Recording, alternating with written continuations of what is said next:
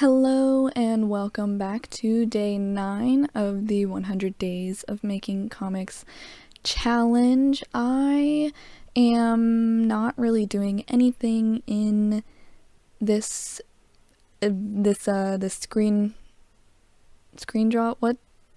Of this speed draw. Oh my god, that's what it's called. I am not really doing anything in this speed draw that I haven't done before. This is just a character design for a one-off character that shows up in chapter 1. So I didn't really spend that much time on her. I think overall it took me about like an hour to an hour and a half.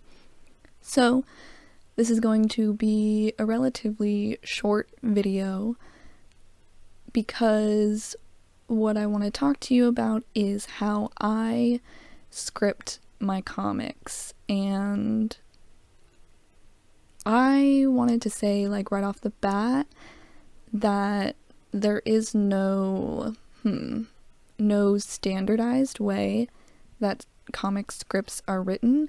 You can do it however you want. You can do it in whatever medium you want, whether that's on paper and pencil, in Google Docs, in a writing program. You can do it in whichever way feels right, whichever way works for you, because unlike prose and unlike movie scripts and TV show scripts and unlike plays, no one is going to see the script but you and any potential partners that you're working with. Now, I am doing all of this by myself. I am writing and I am drawing the comic, so that means that I have even more liberty with the scripts, because I am not writing for the benefit of anyone else. It's all in my head, and I am just writing it to get it down on paper and to make it sound good. So, with that out of the way, let's start with the first thing, which is that I used to write in Google Docs, and, that worked for me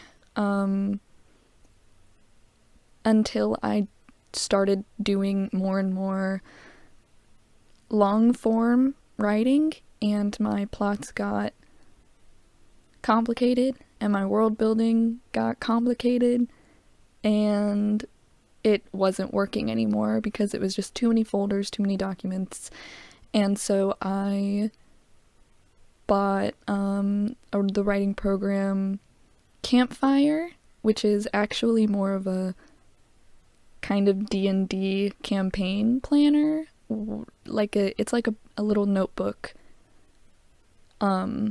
program. Not like notebook in the sense of like the notepad on your computer, but notebook like it's a place where you compile your notes on your story, and I use it for my comics. There's like a really handy encyclopedia tab where you can create encyclopedia entries, and a characters tab where you can create character profiles, and a handy dandy timeline tab where you can create timelines with like dates and add descriptions to those dates and such. It's really great for complicated story planning. And then for writing, I use the program Scrivener, which is just so helpful in outlining, and because it allows you to like create a little index card type thing where you can jot down a brief description of your plot point, and it allows you to rearrange them very easily. You just click and drag and it puts one thing in front of the other, and then when you have it in the correct order, you can just double click that index card and it opens up a blank page, and you can write your script down for whichever plot point you clicked on. So it's super helpful in that sense, and it's compiles your scenes and your chapters in a really, really handy, what is it called? Toolbar on the side. And that is what I use to actually outline and world build and write my scripts. Now, on to the actual writing of the scripts. The format, meaning scene 1, then description, and then the character who is speaking, their name, and that's in the center of the page, and then you press enter, and then their dialogue, and then you go back to writing the description on the left side. That kind of format, Scrivener is made for scripts like that. You do prose and novels on it, obviously, but there's a lot of really handy options, tool options for script writing, which is really great, but you don't need to do any of that, especially if you're not working with a partner. And all you need to do is know that when you look back on it later, you will understand what you meant. You will understand what is a description, you will understand who is talking, and what dialogue they're saying, and what scene it is. So there's really no rules. I use a script, the quote-unquote standard screenplay script format, because it's just quicker than having to worry about pressing, making anything line up in the center and then go back to lining up in the left side and stuff like that. It just does it for you with a quick tab or a quick enter press. And when it comes to, this is something that I also want to stress, when it comes to description, you only have to write as much as you need to get everything in the scene that you want. Now, what do I mean by that? Because that was kind of vague. So if I'm writing a scene and there's a certain emotion, I don't have to think about any flowery way of saying it, because the descriptions are not going to be in the comic. So I just write constantly over and over and over again, she sighs, he frowns, he's sad, he says this sadly. And it's just so I know what emotion I intended for them to have, so when I do thumbnails and doing the pages later on, I can be consistent with that. And in the description, I only write foreshadowing, and that's it. And if a character is interacting with an object in the room, then I'll write about that object. But other than that, I leave room descriptions, I leave character descriptions, I leave all of that to when I draw. Because it's not knowing the layout of the room that the characters are in is not necessary to the dialogue, unless they're talking about the layout of the room, obviously. So I'll just quickly write, she puts the frame down, and then in little parentheses, this frame is foreshadowing for this story beat later. And then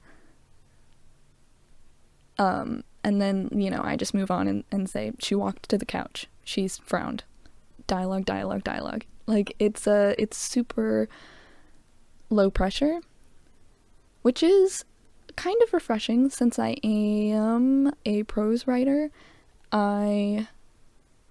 Obviously I know how to write scripts and stuff like that, but I haven't had as much practice with it as I have with short stories and novels and poems and such.